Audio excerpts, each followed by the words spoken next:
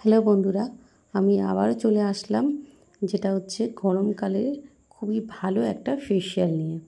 দেখে বুঝতেই পারছো গরমকালের ফেসিয়াল আমি দেখাবো। তো প্রথমে আমি মুখটা ভেজা টিস্যু দিয়ে মুখটা পরিষ্কার করে নেওয়া হচ্ছে। এরপর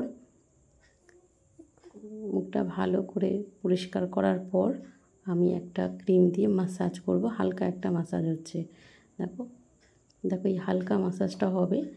ওই খুব জোরে 10 মিনিট মতো মাসাজটা করতে লাগে। 10 থেকে 15 মিনিট এই মাসাজটা হালকা মাসাজ করতে হবে।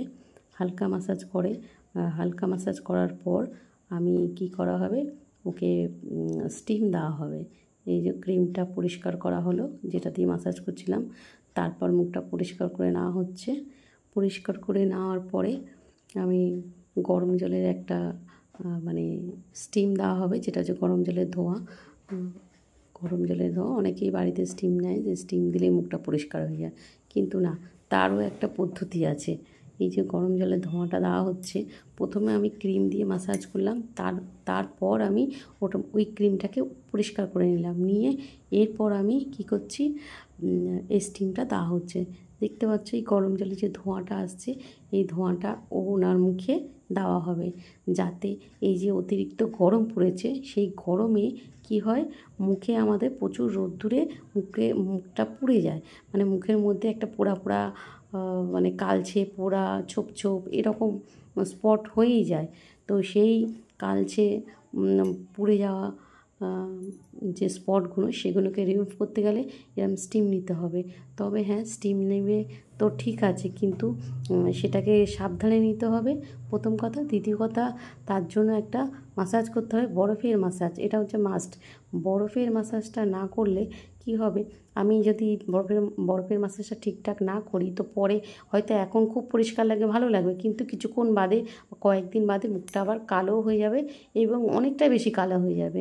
যার জন্য এই স্টিমটা খুব সাবধানে এবং ভালোভাবে নিতে হবে। এবং স্টিম নেওয়ার পরে আমাদের কি করতে হবে, যে করণীয় আছে সেগুলো আগে করতেই হবে।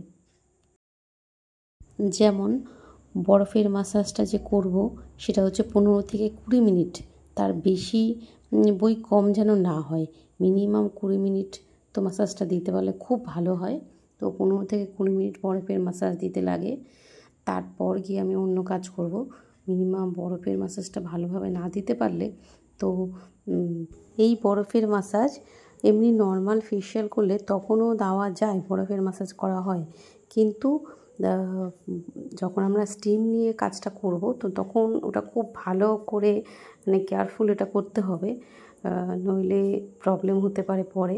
অনেকেই বলে না যে ফেসিয়াল করেছি, মুখটা আমার ওইখানে গিয়ে কালো হয়ে গেছে। তো আমরা যদি ঠিকঠাক না করি, তো তখন এই প্রবলেমগুলো আসে।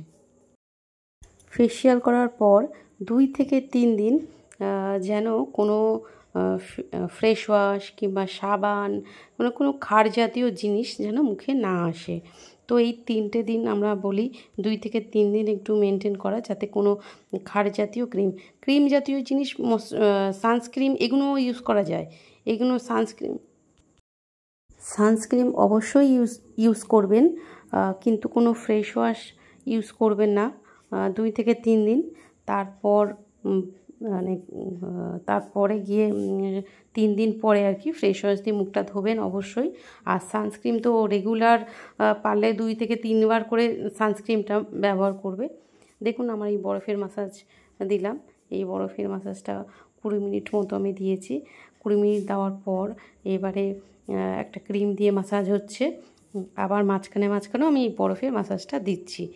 তো আমি কি করলাম, ক্রিম দিয়ে মাসাজ করলাম, তারপরে আমি স্ক্র্যাব দিয়ে মাসাজ হবে, স্ক্র্যাব দিয়ে মাসাজের মাঝখানেও আমি আবার বরফ দিয়ে মাসাজ করব।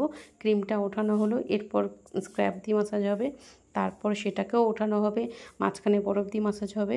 তো তারপরে আমার ফেসিয়াল হয়ে গেল। তো এরপর আমি একটা ফেস সিরাম ইউজ করছি। এই ফেস সিরামের পর কিছুক্ষণ বাদে আমি একটা সানস্ক্রিন ইউজ করব। তো আমার ফেসিয়াল হয়ে গেল। দেখুন গরমকালের ফেসিয়াল কীরকম হয়েছে, স্কিনটা কতটা ক্লিন, কতটা পরিষ্কার হয়েছে, দেখে নিন।